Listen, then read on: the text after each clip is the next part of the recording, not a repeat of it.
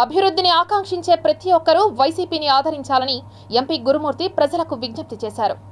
మన తిరుపతి పార్లమెంట్ నియోజకవర్గం అభివృద్ధిలో భాగంగా దాదాపు దశాబ్దాల తరబడి పెండింగ్ లో ఉన్నటువంటి రైల్వే స్టేషన్ పనులని జగనన్న ప్రభుత్వం వచ్చిన తర్వాత ఐటీ అభివృద్ధి సర్వేగంగా తీసుకెళ్తున్నారు.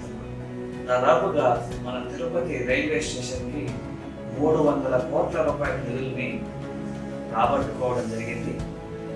ఎందుకంటే ఈ రైల్వే స్టేషన్ నుంచి ప్రతి నిత్యం దాదాపుగా 70,000 మంది ప్రయాణికులుగా సర్వీసెస్ని అందిస్తూ ఉంది తిరుపతి రైల్వే స్టేషన్.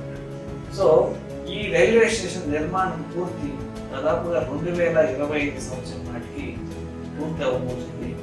సో అత్యాధునిక హంగులతో ఎస్కలేటర్స్తో వీపీ లాంజ్తో పాటు మంచి షాపింగ్ కాంప్లెక్స్తో పాటు అధునాతనటువంటి డిజైన్లతో ఈ రైల్వే స్టేషన్ నిర్మాణం పూర్తి జరగబోతుంది. సర్వేగంగా నిర్మాణం జరుగుతున్నాయి. అందులో భాగంగా మా ఎమ్మెల్యే అభ్యర్థులు అలాగే ఎంపీ అభ్యర్థిగా నిలబడుతున్నటువంటి మీ గురుమూర్తిని ఫ్యాన్ గుర్తు మీద ఓటేసి బలపరచవలసిందిగా కోరుకుంటున్నాను.